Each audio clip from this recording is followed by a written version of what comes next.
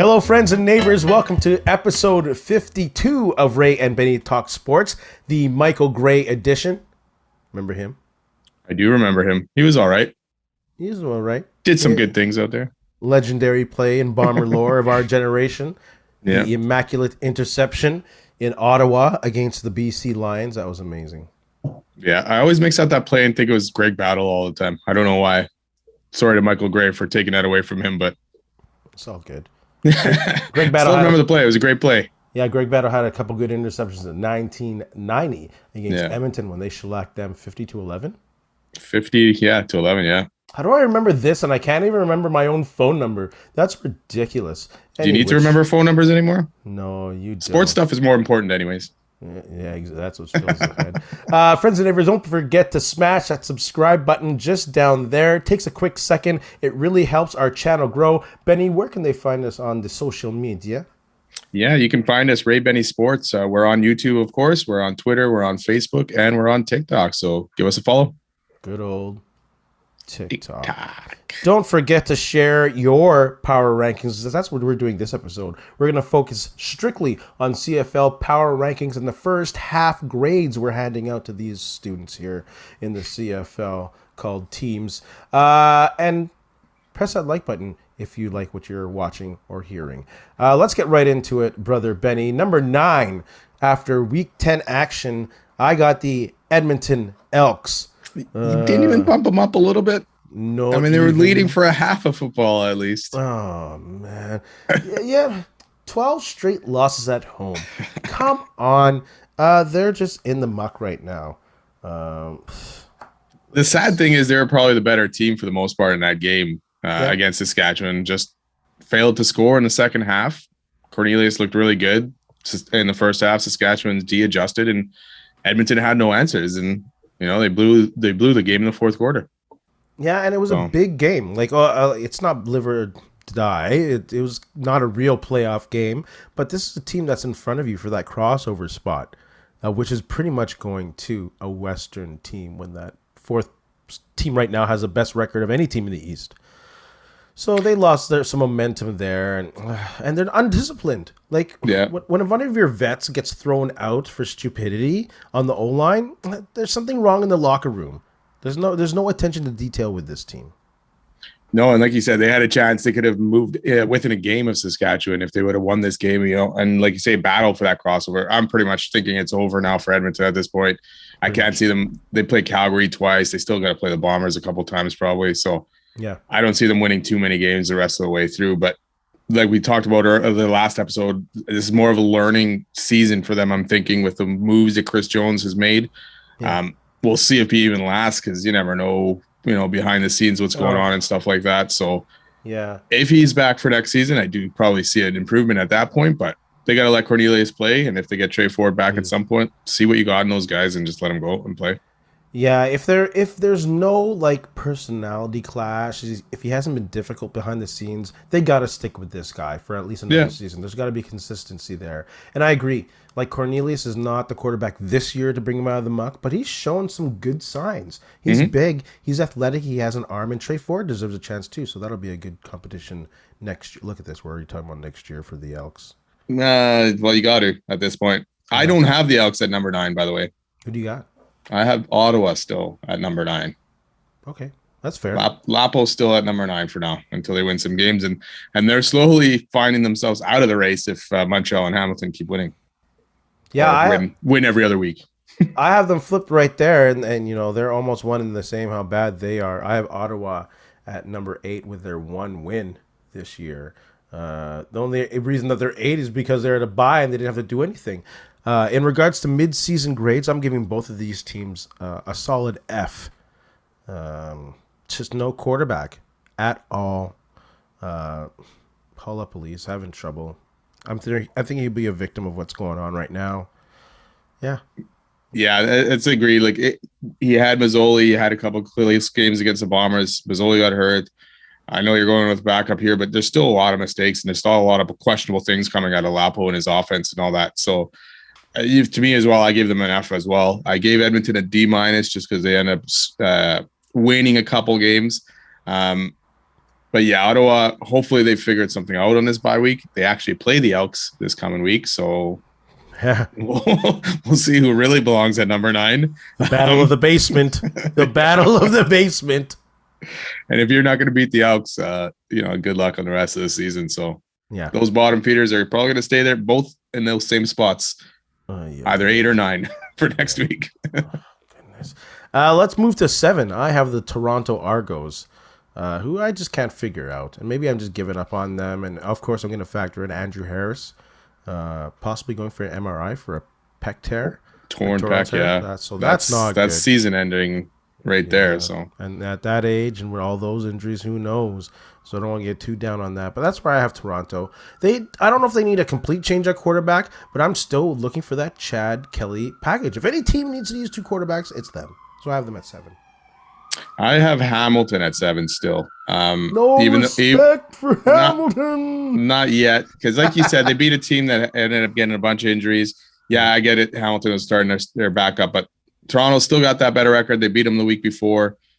So I'm going to leave them still on top. So Hamilton for me is at number 7. But I do agree with you. Toronto losing Harris, McLeod Bethel-Thompson. This time they were good in the first half. They were winning the game in the first half against Hamilton, and they ended up blowing it. Yeah. They're not really using Brandon Banks, so I don't even know why you have him on the team. Although he did have 8 targets and only caught 2 of them. So I guess a little bit of both. It's maybe Banks is not, he doesn't have what he had last year or the year before. No. And he's, clearly. So, but yeah, Hamilton still for me, even though they came back, they beat Toronto in the second half when Hamilton has struggled quite a bit in the second half. Yeah. And they won it with a backup quarterback. And they took that game away late.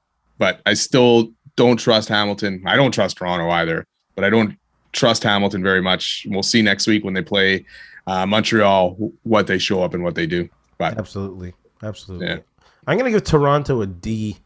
D for Dinwiddie. My goodness. I think he should be just as considered as Paul Lapalisse, honestly, at this point right now.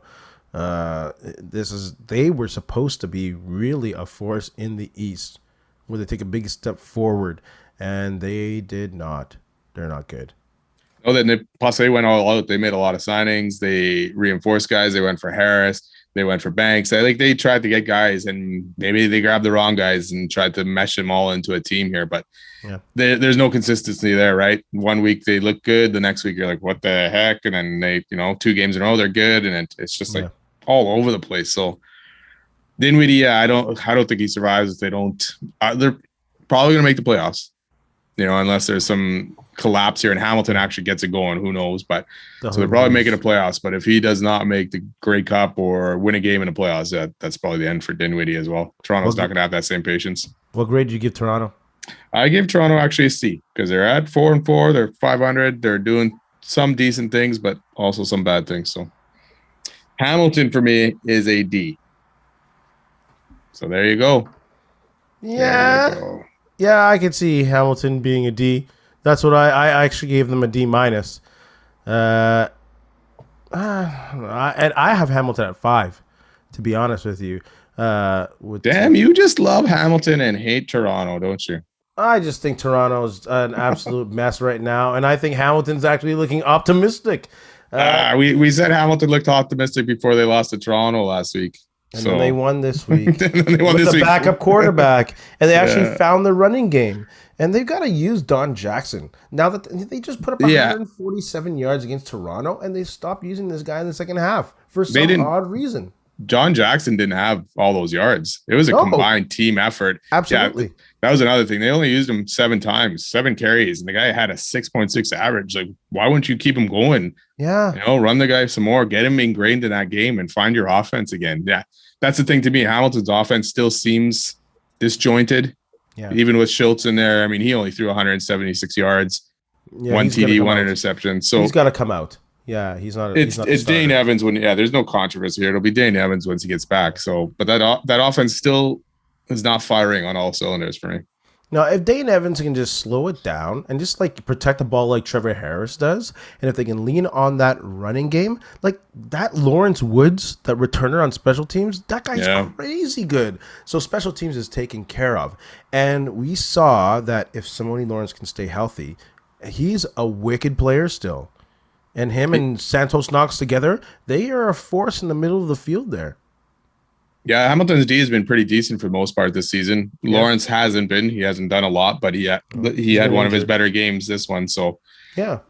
So we'll see if he gets rolling. But again, let's see for a second week in a row that they can do this. They got a big game against Montreal. Whoever wins that's in second place. So you expect the best out of Hamilton, and so we'll see if they do it and get at least 2 weeks of consistency going and see if that ball can get rolling. I have Montreal at 6. I have Montreal at 6 as well. Props for them for beating the Bombers. They found a weakness on the O-line. Yeah. And in their strategy, and they exploited it again for the second week in a row. Yeah. Like, come on. They got to make adjustments. They got to, I get it. They're tired, but anyways, frustrating. We talked about it too, because we talked about how Montreal was, even in the game that Winnipeg ended up winning, how they were attacking that O-line. They were getting pressure on Collaros and, forcing Collaros to make some throws and throw some picks. And they did it again. Winnipeg didn't adjust to it. And what's his name? Mike Moore was just all over the place. That guy was a beast, destroying our tackles. I think, was it Bryant? Stanley Bryant got it. He probably had the worst game I think I've ever seen him play. But yeah, Montreal's D was there, man. And they forced a fumble on Collaros late when they were in field goal range. The Bombers were. They ended up with 5 sacks. Like we said, Mike Moore, he was just crazy. And they stayed away from making those mistakes, Montreal, this time. Absolutely. Harris, no interceptions. He didn't throw any TDs either, but, he didn't make those mistakes. And, they came away with a big upset. Yeah, they didn't get rattled by that crowd because 31 plus is going to be crazy. And, yeah, we'll talk about the Bombers in a second and why they really lost that game. But I'll give Montreal a D-. And the funny thing is, who knows? They might surge in the East to first place now. Like, the only winning team they play now is BC. Like, maybe beating Winnipeg gives them enough fuel to just run the East and be in first place and get a bye. Yeah, we'll see. I'm not expecting that. I mean... Standback has to come back someday. Yeah, I gave them a D. I gave them a D, but I still expect inconsistencies, mediocre play out of them. It's maybe they do get enough confidence to get finally beaten or having being the first team to beat the Bombers this year. Maybe they get that confidence and maybe they go on a roll. But okay, so it'll be one of these two teams, Montreal or Hamilton next week, that win 2 in a row, unless they tie, of course. So does that start one of these teams on a roll, right? Then the other team may be like, we just can't get it together at this point. So yeah. The East is wide open, obviously. It's fun to watch in the mediocre East this year. It's something. I shouldn't say mediocre. I'm sorry, East. I'm sorry. You got a worse word for it? Because it's not I do. good. I do have a worse word, but then we won't be able to air on YouTube. Yeah. I have Saskatchewan at 4. I think we're going to be kind of going down the road here with the same rankings because it's very clear in the CFL. But I have Saskatchewan at 4. Fajardo looked decent, not a superstar.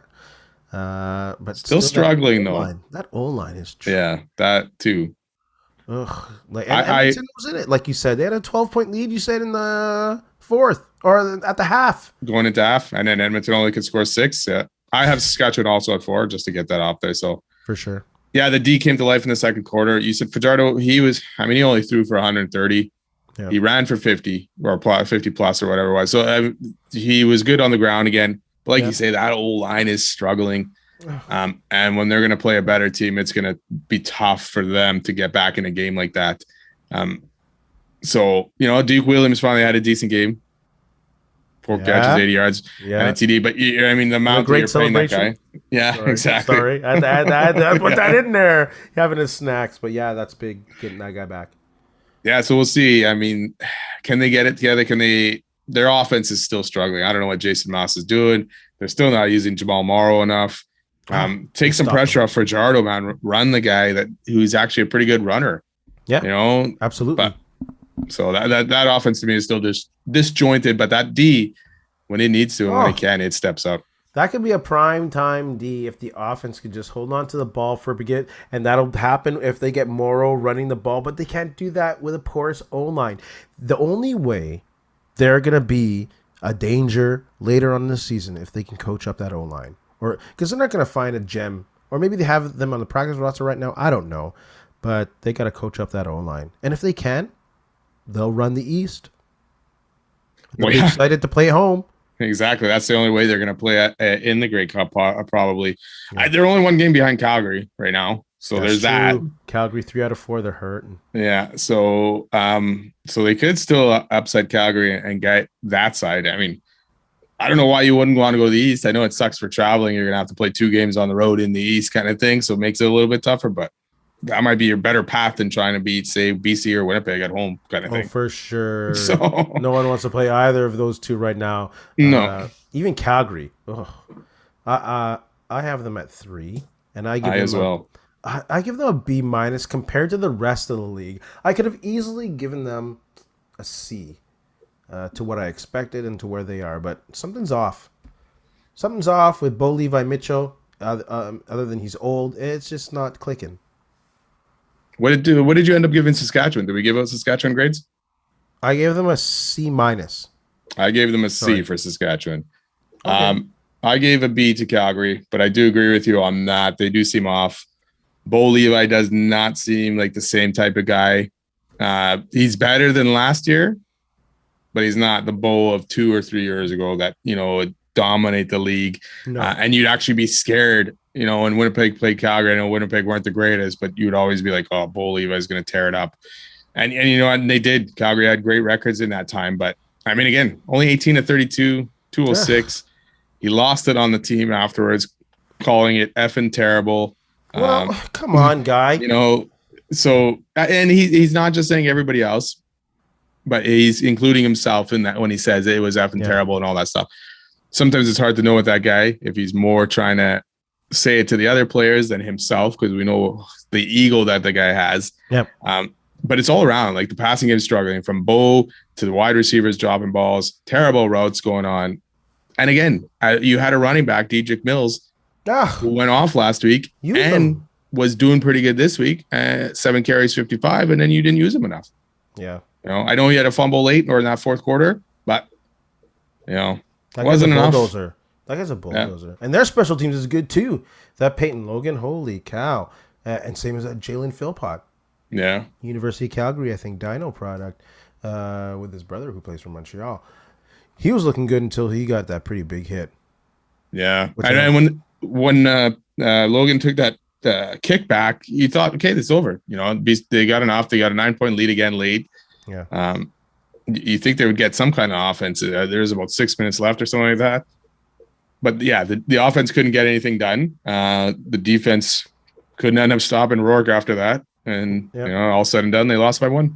I got B- to Calgary, and I have BC at number 2. What do you got for Calgary? I got Calgary at number 3 and Calgary at B. So BC at number 2 as well. Jeez, that Rourke. First half season MOP without a question. Anyone who wants to still spread the hate about this guy online should just shut up because you're sounding pretty stupid. Pretty stupid. For the most part, young guys who have the shaky half that first few plays that Rourke did, the pick 6, couple interceptions. It's hard for those guys to come back and recover from that in their first year. But this guy, I mean, threw for another 488 yards. That's crazy. 2 TDs he threw, 2 he ran in. Yep. And nothing phased him on the road in McMahon, dueling Bo Levi and the Calgary Stampeders, and he just took them out. Yeah. And despite Winnipeg going on a string, no one was really surprised about that coming into this year. It's like, yeah, they are a good team, but this team going under Rourke, playing this well, I'd say they're the most impressive team. Not the best team. They're the most impressive team of the first half. No one saw this coming, I don't think. No, I think we both had them probably not making the playoffs this year, right? So it's like, oh, Mike Riley's gone. Let's see, but wow, they have exceeded expectations. I'll give them a solid A for that one. I give them an A as well. And like you say, it's not that offense. Even if it could be down 20, it's always scary. Can come back quickly and strike quickly. They had 2 receivers, Burnham and Rhymes, over 100 yards.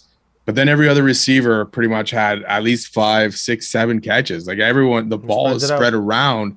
it's hard to know who to focus on, right? Lucky Whitehead, he only had about 60 yards, but he had 7 catches, I think, and some great ones, late or deep in the halves to keep drives going and stuff like that. So, the only thing they didn't get going with this time was the run game was pretty much non-existent with Butler, I believe, was out, right? So, but yeah, they're impressive. That offense is impressive, and that D has also done a pretty good job this year. Yep, they're very hard to play against. Yeah, and they're only getting better. And at number 1 for the power rankings this week, the Bombers still stay there despite losing. They lost because of many factors, but in the end, they had these 2 kicks. Brother Benny was like, they gotta cut this dude right away. Texted me. He didn't say dude, by the way. Yeah. You sticking to that one? I'm changing my stance a little bit. And like you say, there was other factors that led up to it. But the guy, he has been good, but he has been terrible on critical kicks. Mm-hmm.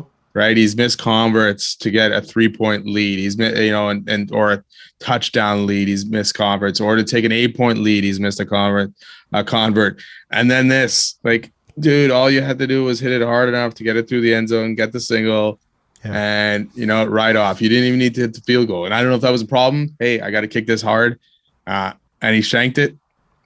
But then in the overtime one, it was just like, okay, dude, you have a chance to redeem yourself. You missed that other one. It happened. But then you doink it, Yeah. So, but there was so many uncharacteristic mistakes by the Bombers in this game. Fumble by Claros in field goal range, lining up offside Rutledge on that 3rd down play. I know it was tiny little bit, but it's still offside. I don't think the kicker was, by the way, instructed. I don't think they talked about him kicking it through the end zone, because it didn't look like a kick that was trying to go through the end zone at all. It was short by lots. Yeah, I don't know if it was at all. I don't think it was discussed. Maybe it wasn't, but it was probably in his head going, "Okay, I just got to hoop this," and it was a terrible kick. Like, it didn't even reach the end zone. He was going for that field goal. He should have hoofed that hard. There's a clip going around of legendary Louis Pasaglia doing that in Calgary. Yeah, saw that too, yeah. Just shank that thing as hard as you can. I don't think they talked about that. I don't think that was an option. He's young. He wanted to hit it for the glory, and then got in his head for the second one, obviously. Well, yeah. I mean, it's hard to recover from that, but he had the chance to recover from it, and you're hoping that he has the mentality to hit those ones. If it's a Grey Cup game and he misses one earlier, are we going to expect him to miss another one because he can't do it anymore? Or do we want him at the end of a Grey Cup game to kick a winning field goal for the Grey Cup? Like, I don't trust the guy, even if he was over 90% so far this season. Yeah. Every time he steps up there, he could have hit his last 20, and I'm still thinking he's probably going to miss this one. I don't have that faith in him. I wouldn't be opposed to them bringing in some kickers. I think they should. There's just what's out there. That's the thing, But there has to be a little bit of calm in remembering. Kickers like Medlock, when he played in Toronto, missed a big one to beat the Bombers like 12 years ago at the beginning of his career. I'm not saying he's the next Medlock. I am not saying that at all. But I'm saying a lot of these great kickers miss game winners, high-pressure kicks early in their career. And I'm still going to preach patience over this dude. This will hopefully be the last time I talk about him, because it was great not talking about this kicker for a long time. But how disappointing it was to lose that. But I think we actually should be talking more about their O-line. It's very concerning that they did not identify, we talked about this earlier, the blitz against Montreal, and they couldn't find a way to stop it. 5 sacks? Yep. That can't happen. 5 sacks and many more pressures, because Claros was running around quite a bit. Like, this O-line is still good, still solid, but they're not what they were for the past 2 years. I'm going to be honest.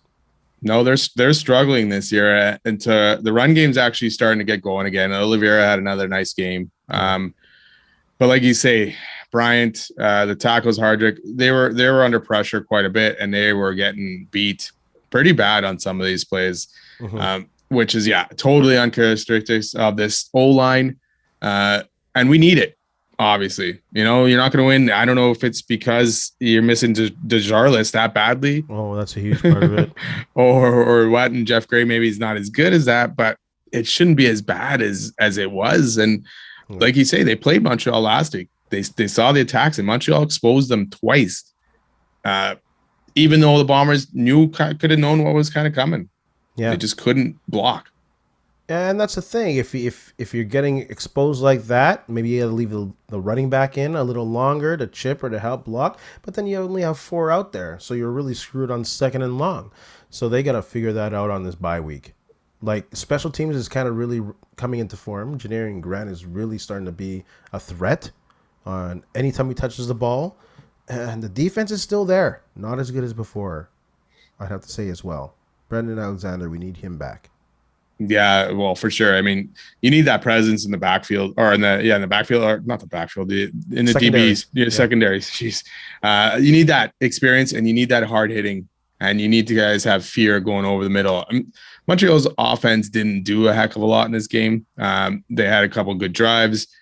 That was it. They also missed a field goal too, right? Yeah, I think he hit the post again. So the D is still there. The D is still causing havoc. The offense still is not enough consistency. You know, when the D stop, like, where's our blowout games? Like, this game should have been a blowout. Absolutely. I get it. Yeah, at home, I get it. You've been on the road. You've been playing a lot of games, no buys, all that stuff. But you should still be beating a team like Montreal fairly easily. And if you would have beat them last week fairly easily, then you could have rested guys and came into this one a little bit fresher. I don't know. But it was bound to happen at some point. The Bombers were probably not going 18-0 and then winning a Grey Cup. Yeah. Right. So it was happening. It's too bad it happened to Montreal and Danny Machocha. Hey, we lost to Toronto last year, and was it week 3? Yeah. That was a game after we played them, wasn't it? Where we whooped them, or no? No, we whooped them the next week after that, I'm pretty sure. There we go, the return matchup. But, so, hey, chin up, Bomber fans. They'll take a rest, come back, and they'll be fine. They'll be fine. Bring in some kicking competition, maybe. What grade are you giving them? I'm going to give them an A-. Just because O-line play had. And that's only comparing him to teams for the past 2 years. Obviously, it's like an A, but this is just being overcritical and just for a bit of flavor, to be honest.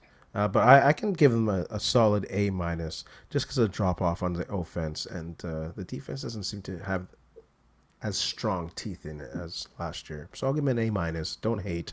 Hate if you want. Put in the comments. I'll still give them an A, but they do have warts, and they got to get them figured out. And I expect a lot of them coming up in the second half of the season. They'll have some same games against BC, so that'll be interesting. Another game against Calgary after the bye week, so some good matchups. They're and set Saskatchewan, of course. Yeah, yes. They're set up to have a good run with 6 at home and a couple bye weeks, so we're in good shape. Not we. They are in good shape. We fans should enjoy the bye week. Exactly. You got any shout-outs this week? Yeah, I'm going to give a shout-out to Mike O'Shea. Even though he lost the game, he ended up getting a field in North Bay, Ontario named after him. So congrats to him for that, or shout-out to him for that. Great to see that kind of stuff. Maybe that was a distraction. He was so hyped about that and what he had to do there. No, I don't think so. All right, fair enough. I'm going to give it up for former Winnipeg Blue Bomber D. Alfred, who got a pick in a preseason game for the Atlanta Falcons. His just ball hawking mentality, always go for the ball. I'm sure he got some of that from the Winnipeg Blue Bombers. Yep, for sure. And Richie Hall, who was a darn good DB in his day as well. So shout out to D. Alfred. One quick question on Twitter. There was a discussion about Nathan Rourke going to the NFL, and that might be a good thing for the CFL. Just what's your position on that? To me, I don't know if it'd be. I guess it would be a good thing, but it would suck for the CFL to lose a guy like that, because you want to see this guy stick around for a long time and tear up the league, tear up some records or something like that, right? Absolutely.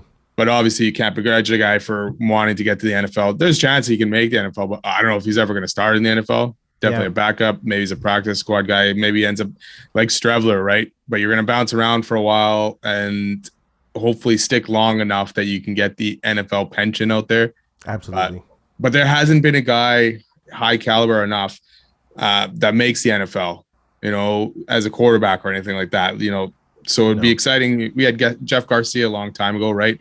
Yeah, Henry Burris made it at some point. So that didn't draw any more attention or put more butts in the seats. So I think that's why I'm like, so what? That'd be horrible. And especially BC. They're trying to build that market, and then your superstar quarterback leaves. Son of a gun.